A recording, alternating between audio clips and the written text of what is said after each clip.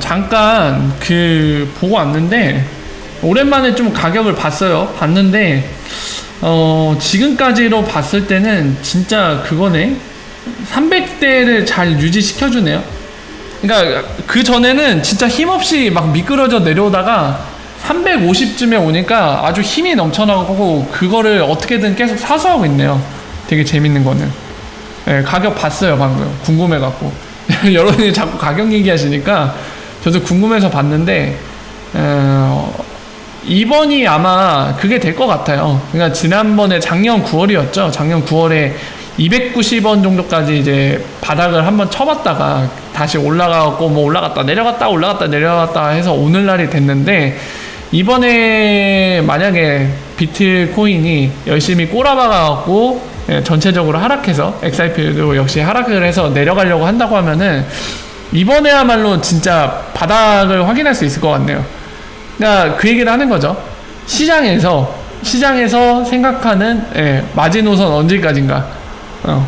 XRP가 이 정도면은 더 이상 내려갈 수 없다고 보는 가격이 어느 정도인가가 좀 테스트가 되겠네요.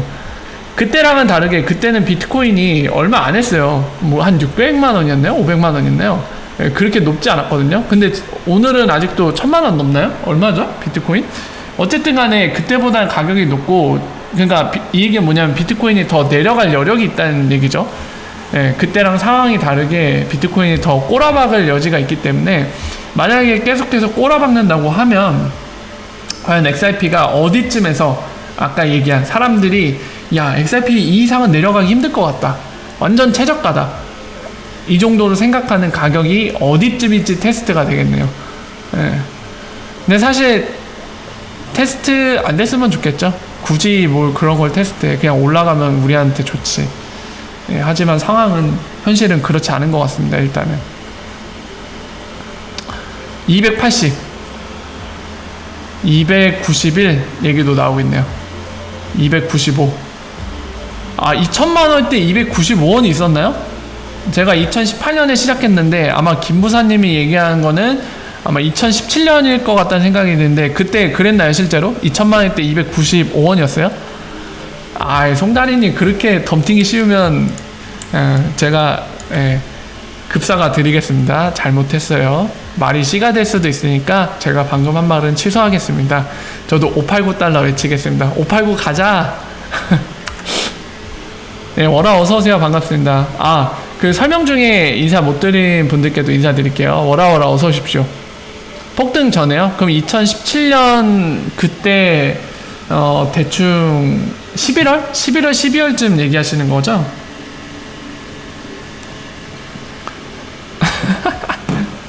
냅둬요. 하고 싶은 대로 하기.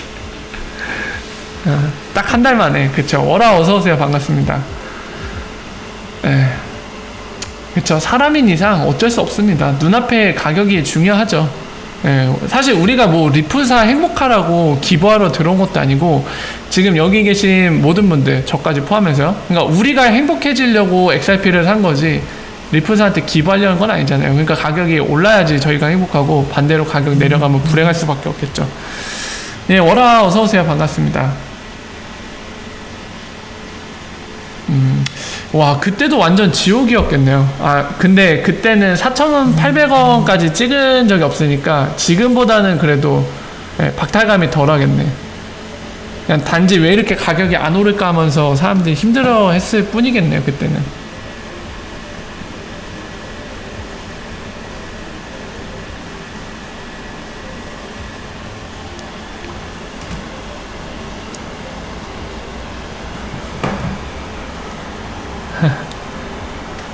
근데 저도 초안을 보고 뒷부분이 좀 걸리더라고요. 아까도 잠깐 얘기했지만 암호화폐 거래소가 아마 밴을 당할 걸로 보이는 구절들이 있어서 저도 걱정이 되는데, 이거는 뭐 믿고 맡겨야죠.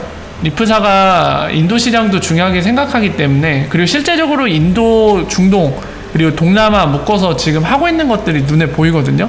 인도 역시나 이제 엑스커런트로 도배질 끝냈죠. 그래서 그렇게 열심히 하는 만큼 규제 관련된 것도 열심히 하고 있을 겁니다. 물론 이제 그거는 정황상의 추측일 뿐이긴 하지만 어쨌든 간에 리프사가 바보가 아닌 이상은 노력을 할 걸로 보이기 때문에 그런 부분들은 좀 믿고 맡기는 수밖에 없겠죠. 달리 방법이 없습니다. 예, IP도 영향이 있을 수 있어요. IP를 쓰려고 할 수도 있을 것 같습니다.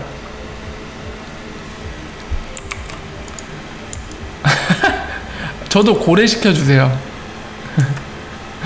네, 그럴 수도 있겠죠.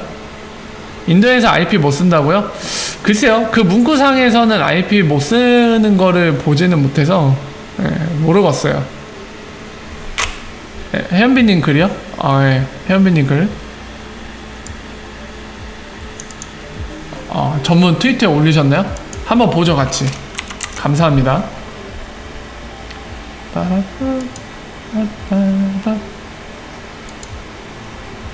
이게 이렇게도 올라왔구나.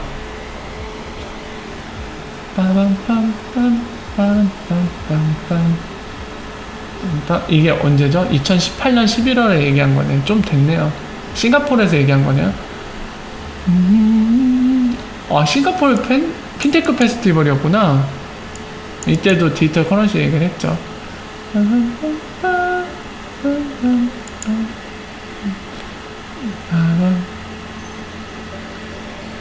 스칸디나비아.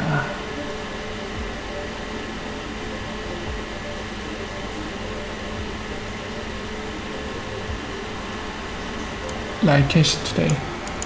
나루가 Five Pong. 이거 뭔데? 이건 CBDC 관련된 페이퍼고요.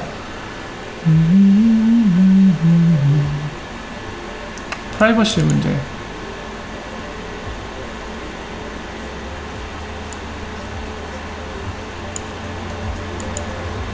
일단은 전문이니까 리플사 언급이 됐으면 이 부분 보겠습니다.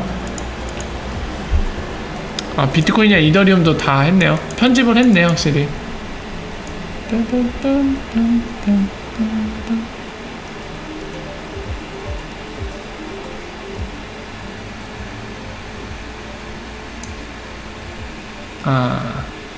엠페사 얘기 나오고, 위챗이나 이런 이모니, 아까 얘기한 이모니를 이제 알리페이나 이런 데 얘기한다고 했죠? 그래서 여기 예시를 더 들었는데, 위챗, 그리고 엠페사, 이런 것들 예를 더 들고 있죠?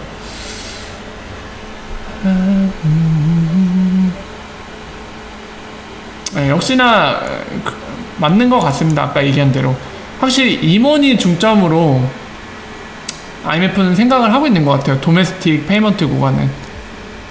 그리고 지금 작년 11월에 얘기한 건데 여기에 있어서 크로스오버 페이먼트 언급이 이렇게 되고 있죠. 빰빰빰빰빰 앞부분에서 언급을 했네.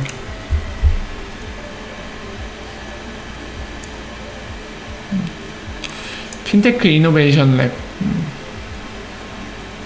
FIL이네 그냥. 맞습니다. 그러니까 이거는 확실히 이때 얘기했던 거를 아까 편집해서 되게 오해하게 만들었는데 뭐 리플 만세를 얘기하고 있는 건 아니에요. 확실히 애초에 주제 자체도 그쪽이 아니고요.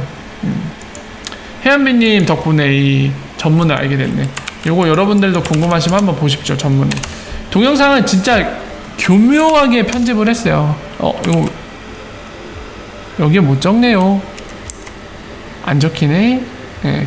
워라 어서오세요. 반갑습니다.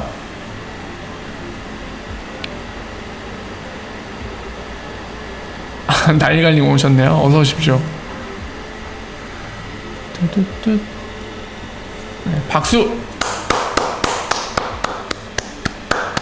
전문을 찾아주셨어요. 감사합니다. 아니 337 왜 이렇게 좋아해요? 아니 말이 씨가 된대잖아요. 친구님 큰일나요. 진짜 337 가면 친구님 탓?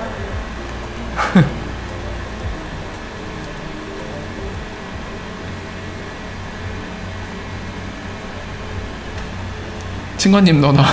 네, 워라 어서오세요. 반갑습니다. 자, 그래서 전문을 보니까 다시 한번 말씀드리지만 역시나 편집자가 너무 막 리플사가 뭐가 있는 것처럼 그렇게 편집을 해놨는데 아니에요. 예, 다른 주제를 얘기하는 거고 디지털 커런시 얘기를 하는 거고 그 얘기 가운데 리플사가 언급이 됐지만 사실 이더리움과 비트코인도 같이 언급이 됐습니다. 야, 이렇게 빠져나가다니.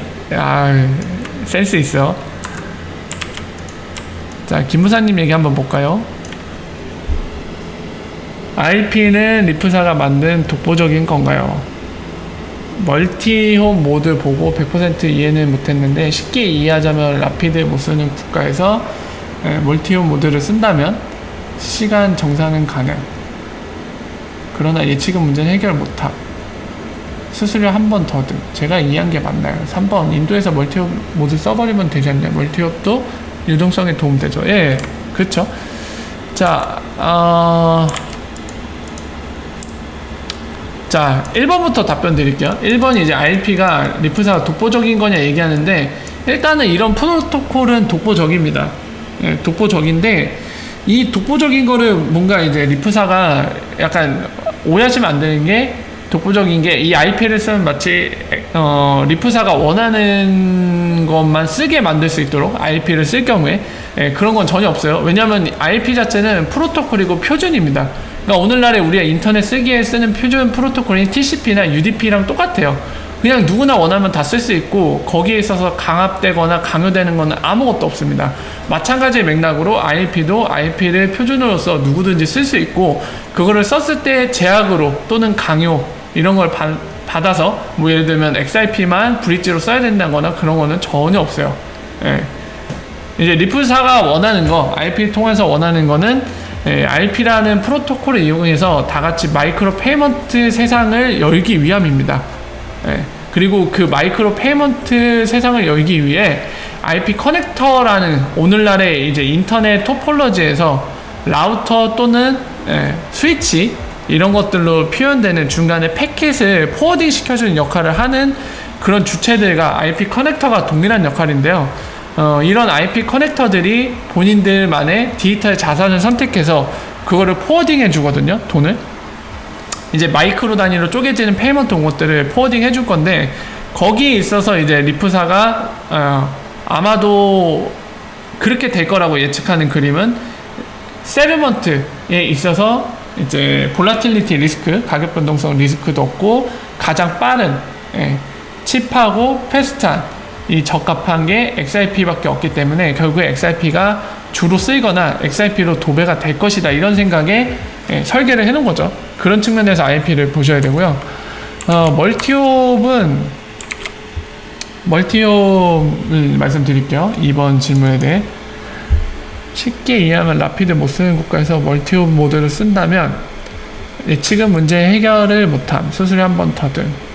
제가 이해한 게 맞네요 하셨는데, 멀티홈의 본질에 대해서 이해를 하시면 아마도 지금 질문하신 게 이해가 되실 거예요. 지금 질문하신 거는 멀티홈을 응용했을 때 가능한 시나리오 중에 하나거든요. 그렇기 때문에 멀티홈의 본질에 대해서, 멀티홈이 뭔지에 대해서 이해를 하시면은 아마 지금 질문 주신 것 뿐만이 아니라 다른 케이스들에 대해서 응용해서 할 수 있는 것들, 이런 것들에 대해서 이해가 쉽고 빠르실 것 같아요. 그래서 멀티홈 자체를 설명드릴게요. 자, 뭐냐면요, 스위프트랑 비교를 하면 좀 알기 쉬운데, 스위프트 GPI 조차도 아직 안 되는 겁니다. 양방향이 안 돼요. 양방향 통신이 안 됩니다. 그래서 제가 비유를 그걸로 많이 들었죠. 우편으로 많이 들었습니다. 스위프트가 우편이라고 하면은, 우편은 어떤 특성이 있죠? 내가 열심히 글을 적어요. 편지를 써갖고 보냅니다, 우체국에. 그럼 출발하죠. 그게 가는데도 오래 걸리고, 그거를 상대방이 확인했습니다, 제가 쓴 편지를. 그래서 그 편지를 보고 뭔가 피드백을 주겠어요. 야, 여기 막 오타 났네? 자식 똑바로 쓰지, 졸면서 썼냐? 라던가, 또는 아, 이거 너무 감동적이야, 이런 코멘트들을 달 수 있잖아요. 근데 그 피드백을 실시간으로 못 받죠. 그 피드백을 다시로 편지로 적어서 보내면은 또 시간이 걸립니다. 굉장하죠? 굉장히 느리고 뭔가 커뮤니케이션에 있어서 리얼타임이 안 되기 때문에 문제가 많습니다. 하지만 우리의 엑스커런트는 어떻다? 실시간이다. 마치 전화기를 들고 통화하는 거랑 똑같다. 전화로 보시면 된다고 제가 많이 비유를 드렸죠. 그 차이점이 있습니다. 근데 이런 차이점 때문에 어떤 게 생기냐면은, 우편은 여러분들 3자 우편이 됩니까? 그러니까 예를 들면은 A와 B가 서로 편지를 주고받을 건데, C라는 주체가 껴갖고 얘를 통해서 이제 주고받을 거예요. 이게 좀 어렵죠. 현실적으로 너무 느려지게 되죠. 예. 그리고 얘랑 편지 주고받은 거, 그러니까 지금 우편을 비해서 이제 좀 이 상황에서 적합하진 않긴 한데, 이미 우표를 한 장 새로 붙여갖고 보내잖아요, C한테. 그럼 C에 도착해서 끝나는 거죠. 이런 게 안 되잖아요. 예를 들면은 이렇게 편지가 있으면은 보내는 사람, 받는 사람만 있지, 이거를 우리가 경유지를 적어갖고 경유지는 C여야 합니다 해갖고 여기다 우표 한 장 붙여갖고 이 우표 한 장으로 경유지 여기까지 꼭 거쳐갖고 받는 사람한테 가게 만들 수는 없잖아요, 우편을. 그죠? 이건 불가능합니다. 근데 전화는 뭐가 되죠, 여러분들? 예, 3자 통화가 가능합니다. C라는 주체가 우리 3자 통화 게시해갖고 이 사람을 끼고도 A, B가 리얼타임으로 통화가 가능하죠. 3자 통화가 존재하기 때문에 이런 결정적인 차이까지 있는 겁니다. 지금 예를 든 이게 바로 멀티옵에 해당하는 거예요. 이게 멀티옵에 해당하는 거예요. 자, 그래서 이 케이스가 멀티옵에 해당되는데, 이 부분을 자세히 살펴봄으로써 여러분들이 멀티옵이 뭔지 확실히 이해하실 수 있도록 요거를 떼내서 이제 설명을 드릴게요. 자, 보시면은 A와 B가 존재합니다. A는 B한테 페이먼트를 하고 싶어요. 근데 지금 문제가 있다? 뭐가 있다? 네, 릴레이션십이 없다. 환거래 계약이나 이런 게 전혀 안 돼 있어요. 그러면 서로 주고받을 수 있나요? 못 주고받죠. 왜냐면 환거래 계약이 안 됐다는 얘기는 이 환거래, 그러니까 즉 피아트가 컨버트 되는 과정이 발생했을 때 서로 간에 이 환율에 대해서 어떻게 할 건지를 결정을 할 수가 없습니다. 계약으로 결정해놔야 이들이 뭔가 처리를 가능하잖아요. 그리고 그 밖에도 본인들 페이먼트 거래상에 있어서 비즈니스다 보니까 서로 간에 약속이 필요합니다. 예를 들어서 이런 거 할 때는 이런 식으로 처리될 거고, 만약에 약속을 못 지키면은 상대방에게 어떤 책임이 생기고, 이런 것들 함에 있어서 어떤 의무를 갖게 된다라는 걸 명확하게 명시해서 이 내용에 대해 서로 동의하는 게 바로 계약서인 거죠. 근데 그게 없으면은 못 한단 말이에요. 이런 상황에서는 굉장히 난감할 수밖에 없습니다.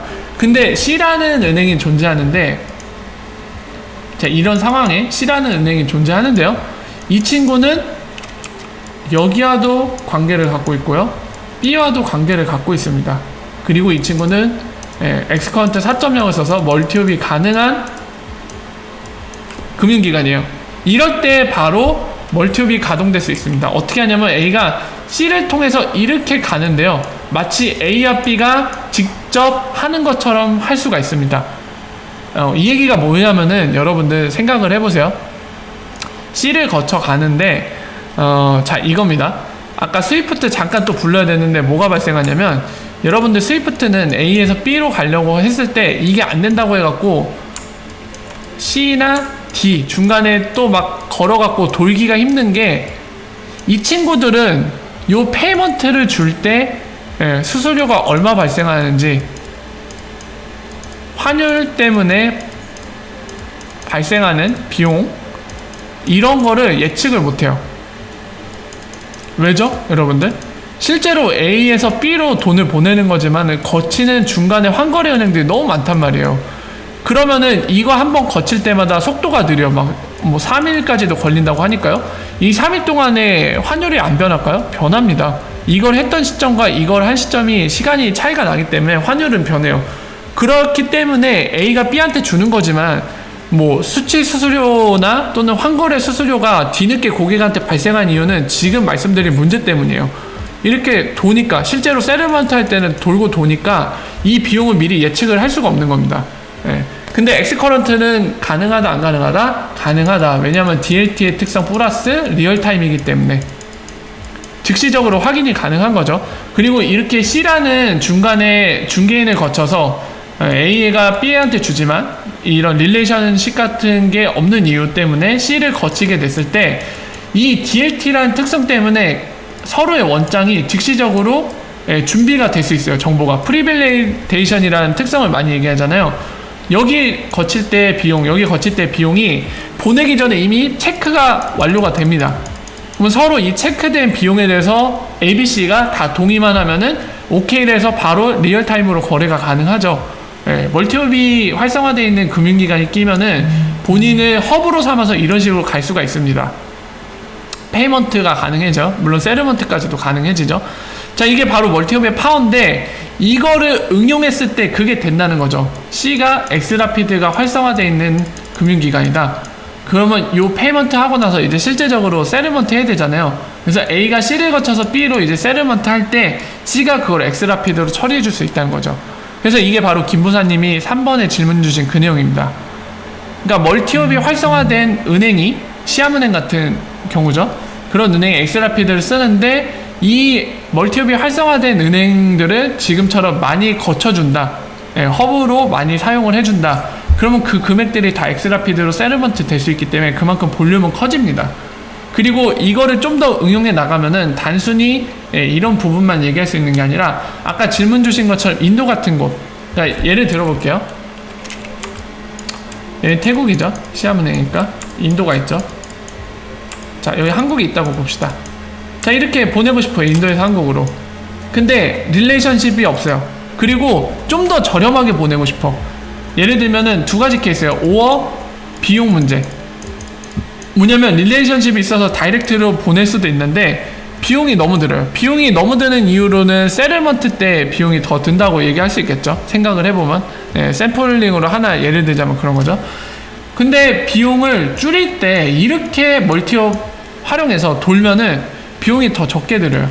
그러면은 본인이 직접 릴레이션십이 있어서 직접 보낼 수도 있지만은 돌겠죠. 차라리 이거 처리하는데 비용이 덜 든다고 하면 이런 식으로 가능하죠. 만약에 이거는 인도는 아직 엑스라피드 쓸 수 있는 게 없다. 하지만은 시암한테 맡기는 거죠. 그래서 여기에서 엑스라피드 쓰는데 얘를 통해서 세틀먼트 하게 되면 엑스라피드로 브릿지 돼서 처리가 되는 거죠. 구조상. 그랬을 때 이 인도 루피 그리고 태국의 바트 컨버팅 될 거고요. 컨버팅 될 때 여기에서 만약 인도 암호화폐 거래소가 아예 사용이 금지되면은 이 부분은 그냥 그걸로 될 겁니다. 프리펀딩 된 걸로 처리가 될 거고, 만약에 태국에서 2구가 넘었는데 한국 원화 넘었는데 엑스라피드가 가능하다. 그러면은 여기에서 바트에서 K 원화로 바뀔 때 XRP 브릿지 처리 되겠죠. 이런 식으로 처리가 가능하겠죠. 요런 것들.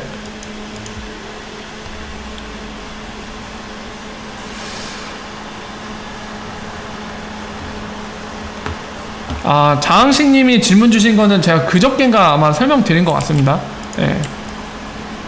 어젠가 그저께 설명드린 것 같아요. 혹시 영상을 한번 찾아보시겠어요? 이 설명드렸던 내용이라 영상을 한번 보시고 그래도 더 궁금하신 게 있다면은 말씀해 주시면 거기에 대한 답변을 드리도록 하겠습니다. 아마도 엘리트들이 있는 관계로 똑똑하겠죠.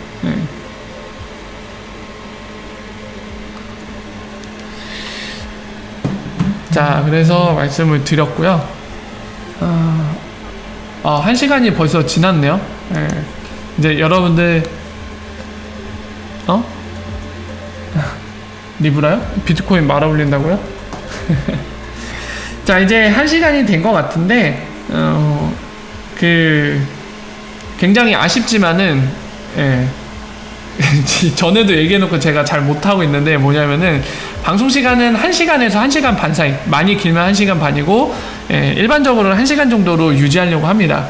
그래서 지금 마침 딱 1시간 정도 됐는데 이제 슬슬 정리할까 합니다. 벌써 끝내야 될 것 같아요. 제가 너무 여러분들이랑 이런저런 얘기하다 보면 시간 가는 줄 모르고 정말로 이제 1시간 지나간 것 같은데 한 3시간 되고 막 이런 적이 되게 많아요. 그만큼 여러분들 덕에 되게 뭐라 해야 될까, 시간 가는 줄도 모르고 즐겁게 얘기를 하는 것 같은데 아무래도 그러다 보면 여러모로 힘듭니다. 왜냐면 제가 전문 스트리머도 아니기 때문에 제 역할이 있죠. 가정에서의 역할이 있고 회사에서의 역할이 있기 때문에 아무래도 피곤해요. 그래서 힘 조절을 위해서 전에도 잠깐 말씀드렸다시피 1시간에서 1시간 반 정도로 조절하고자 합니다. 아쉽다고 거짓말 한다고요? 진짜 아쉬운데? 아마 시간만 넉넉히 주어진다면 저 여러분들이 한 6시간도 방송 가능할 것 같아요. 진짜로 가능할 것 같아요. 호두 먹으라고요? 네, 알겠습니다. 제가 체력도 많이 키워볼게요. 어쨌든 오늘 마저 못한 얘기들 또 내일 뵐 거니까요. 내일은 특히나 목요일이기 때문에 Q&A 시간입니다. 그래서 내일은 더 많은 얘기들을 평소보다 할 수 있을 것 같은데, 예, 그때 얘기를 해주시면 감사하겠습니다. 그래서 여러분들 한 가지 여러분들께 알려드릴 게 있습니다. 그래서 여러분들과의 이런 여러 가지 얘기를 나누는 소통에 있어서 그래도 좀 더 시간을 효율적으로 쓰기 위해 오늘 제가 한 가지를 좀 안내 드릴 건데요. 뭐냐면은 여러분들이 궁금하신 내용들은 항상 이 스트리밍한 방송, 만약에 오늘 스트리밍한 거는 다음날 아침 오전 9시에 업로드가 되거든요. 그래서 여러분들이 다음 방송 때 궁금한 내용이 있으시거나 또는 저한테 하고 싶은 얘기가 있으시면은 이 방송 영상이 올라오면은 거기에 댓글로 달아주세요. 네, 그러시면은 제가 바로바로 보면서 여러분들이 궁금하신 내용 바로 확인해서 답변도 드릴 수 있고, 여러분들이 제게 말씀해 주신 것들 바로 확인해서 알 수 있으니까요. 그렇게 남겨주시면은 제가 그거를 시간을 좀 더 효율적으로 쓰는데 굉장한 도움이 될 것 같습니다. 그래서 그 부분 안내 드리니까 궁금하신 부분이 꼭 있다면, 그러니까 스트리밍에 참여 못 하시는 분들도 계시거든요. 개인 사정이 있어서. 그런 분들은 특히나 더더욱 댓글에 남겨주시면 거기에 대해 제가 다음 방송 때 확인하고 답변을 드리도록 하겠습니다. 그래서 그렇게 활용을 해주시고요. 기억을 해주시면 감사하겠습니다. 자, 그래서 오늘도 여러분들과 즐거운 시간 보냈고요. 여러분들 소중한 시간 항상 함께 해주셔서 감사드립니다. 오늘 여기까지 하고 인사를 드리고요. 내일 Q&A 데이 때 찾아뵙도록 하겠습니다. 오늘 좋은 밤 되시고요. 제 꿈 꾸란 얘기가 습관적으로 나올 뻔했는데, 제 꿈 꾸지는 마시시고요. 제 말이 꼬인다. 좋은 밤 되시기를 바랍니다. 내일 Q&A 데이 때 찾아뵙도록 하겠습니다. 월바.